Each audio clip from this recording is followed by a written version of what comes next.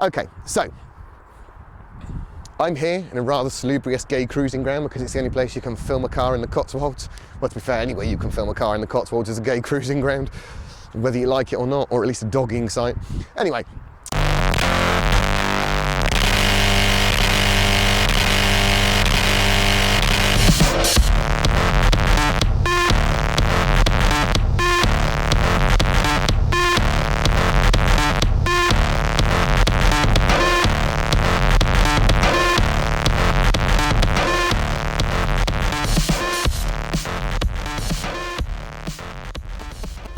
Pressing a lot of buttons. I don't know what I'm doing. It's that one I needed to press. Right, okay, right, so now I think I finally set the camera up. Unfortunately, my current cameraman is dying on the sofa of the worst case of man flu known in the free world. So I'm in a car today that I didn't think Vauxhall were ever going to let me behind the wheel of. Now this may have something to do with the fact that last time I reviewed a car that had this particular badge on it, I did say it was a suicide machine put in the hands of the wrong people, which, to be fair, 90% of these cars will go to people that probably shouldn't actually buy them. But I am in the new Insignia, which is the first time I've actually tested an Insignia as well. We're back at being friends with GM now, so we're lots of tests when it comes to Vauxhall these days. I'm just going to lock the door because there's some chaps walking past, and this is a very desirable car for them. And I'm in the new Insignia VXR. Now, those of you that ever saw my review on the Corsa VXR will remember the said suicide machine comment that meant we fell out with Vauxhall a little bit. But it was. You know, and potentially still is. So I am now in the Big Brother, not the Astra, but the full-on Big Brother. This is the Daddy VXR. Obviously not including the Zafira VXR, which is technically designed for daddies. But this is the rep come manager come boy racer that never grew up but is too old to be driving around in an Astra VXR, because that just is not cool. It is so much fun. When I say it's a boy racer's car, or it's a grown-up boy racer's car, 100%. This thing's got lots of different versions of buttons on here that mean that I can turn my dashboard into a disco, I can make my exhaust louder, I can tighten my suspension, I can do all the things I want to do to make everybody else around me know I'm driving a VXR version of a regular Astra, bad boy, Insignia. Technically, that's actually meant to increase the brake horsepower of the car, the throttle response, the brake response, and stiffen up the chassis and the suspension. But all I actually notice is that it turns all of my dials from white to red, which, firstly, I think is really, really fun. You do notice a marked improvement in the acceleration. Not a button you want to press when you're driving around the town centre. Into first, accelerate, and there it is. It is just fantastic, and everybody around you knows where you are because they can hear you a mile off. The exhaust is very, very loud, and it's actually reassuringly comforting. The only time it's not comforting is when you start the car and it insists on jumping to 2,500 revs and sounding like you're gearing up to go around the Nuremberg ring in it, which of course at 4 o'clock in the morning when you're either going or coming from home does not ingratiate you with your neighbours, especially those with small children, because this is loud enough when you start it on a driveway in a little cul-de-sac to wake the dead. But you know, there's upsides to everything. Anybody that's actually bought this car who has their partner in the front and a fag hag in the back, or the kids in the back, that is an upside, because the exhaust is so loud at 70-75 miles an hour that the people in the back can't actually hear what the people in the front are doing. So when you're slating your other half for buying this car and accusing you of having a giant midlife crisis because you need a shiny red sports car with humongous wheels and a massive body kit on it and an exhaust that sounds like somebody's put a nail through it, the kids won't hear. And neither will the fag hag. Not that she'll really care, because secretly she wants to date one of you anyway, so she's only actually sat in the back hoping to God she can cause an argument that will split you up, so she can ply you with blue wicked, get you so drunk you actually sleep with her. But back to the car. So it's a 2.8 24 valve V6 turbo, and by God is it a good engine. I mean, it is a really, really good engine. It's very, very torquey, over 400 Newton meters of torque, which means that when you put your foot down, and it is a four-wheel drive, which is superb, and thus why this isn't a suicide machine. Maybe an assisted suicide machine in the wrong hands, but it is not a suicide machine because the four-wheel drive actually keeps this totally planted. It's fantastic to drive. The engine, very, very responsive, 325 brake horsepower. So not as wild as something like an Evo, where you're looking at hitting 400 brake horsepower, and the acceleration goes to prove that. 5.6 seconds, 0 to 60, with a top speed of 155 miles an hour limited electronically, which is probably just as well, because you know that half the people that buy this car are going to attempt the top speed shortly before hitting a tree, but they will attempt it. It is very, very nice to drive. It's very, very sporty. But again, that has a downside. It means every muppet in an Astra VXR or some form of RS chavwagon Ford does insist on wanting to race you, which gets a little dull after a while. And unfortunately, there is no way of quieting this car down. Now, I'm going to go into sport mode, which just really tightens up the chassis, gives me slightly more of my 325 brake horsepower on tap. We're hacking around corners here and bends in a fairly heavy car. I mean, don't forget, this is Audi A4 size, this is Mondeo, this is a big car, and as you can see from the camera shake, the suspension is quite hard in sport. Now, if we go into VXR mode, which deactivates sport, my dials now glow red. All you can see is red.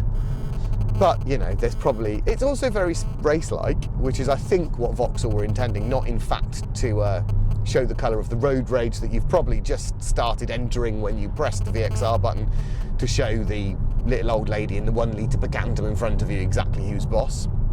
But anyway, I digress. It is, in VXR mode, really, really good. You do need to change down gear. It's a 6-speed manual in this car, which actually, it would ruin it if you put an automatic in this car. It needs to be a manual because it is very much a driver's car. You feel very much in control, and that's ultimately was my issue with the Corsa VXR, is you never really felt in control. It felt very, very rear end light. You always felt like when you're going around a bend that you were going to lose it and you're going to end up on your roof, whereas in the Insignia VXR, you do feel ultimately very in control.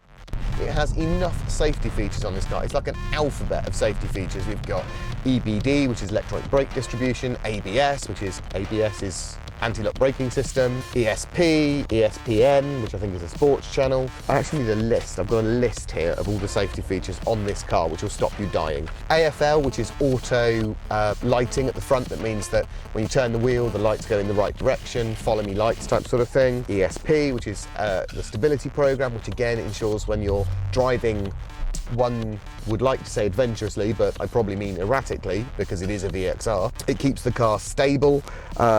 EBA, which is electronic brake assist. Now that is fairly major. At 60 miles an hour, slamming the brakes at 60 miles an hour, you'll stop 5 or 6 foot shorter than a car that doesn't have this system on it, which is fairly phenomenal, mainly because this is a car that's it urges you to drive at full pelt everywhere you go.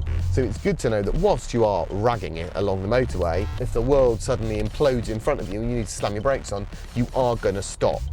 You can really give it large round corners and it just sticks.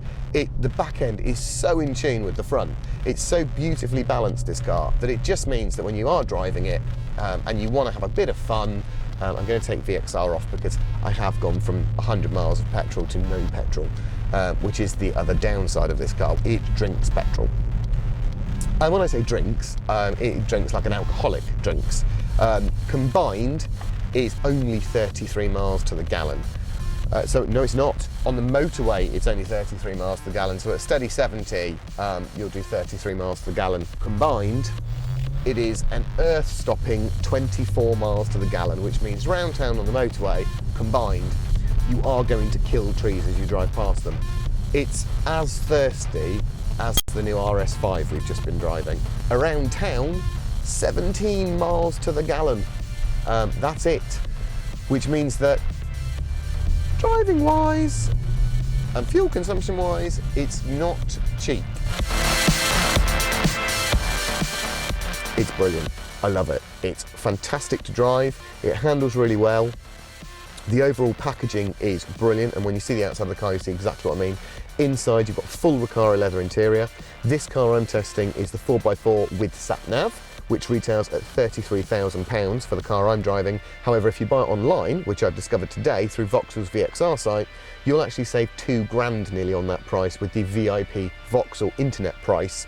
So if you are looking at this car, buy it online because you do save an absolute fortune.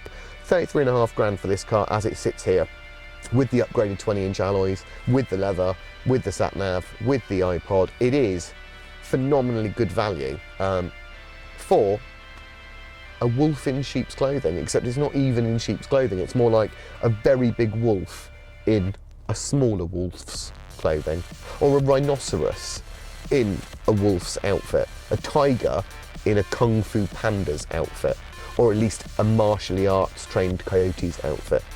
Yeah, that pretty much sums it up.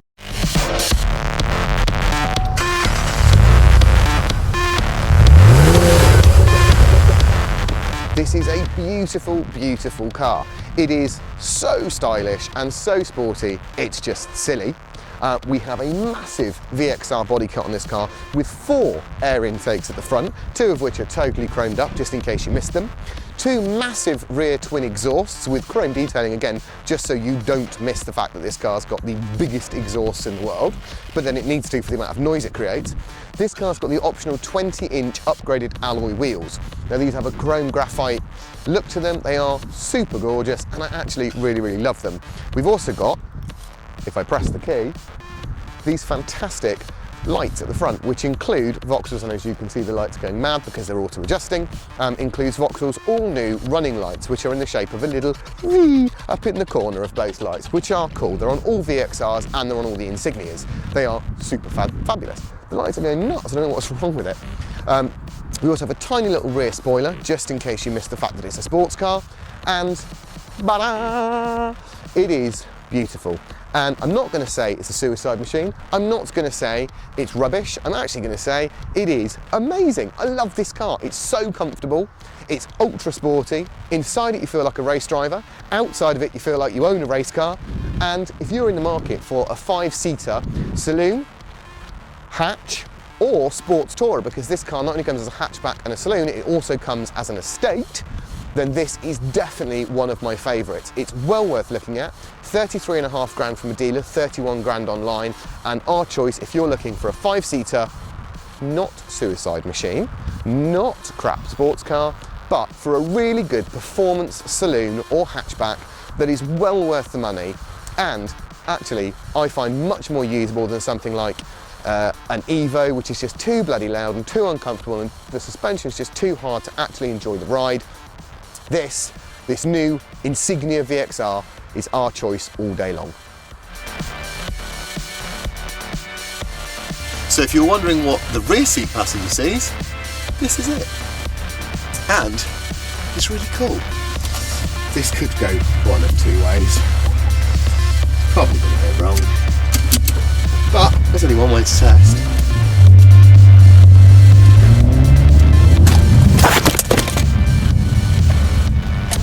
We've just established you cannot, without a cameraman, accelerate in the VXR having just put it into camera cradle.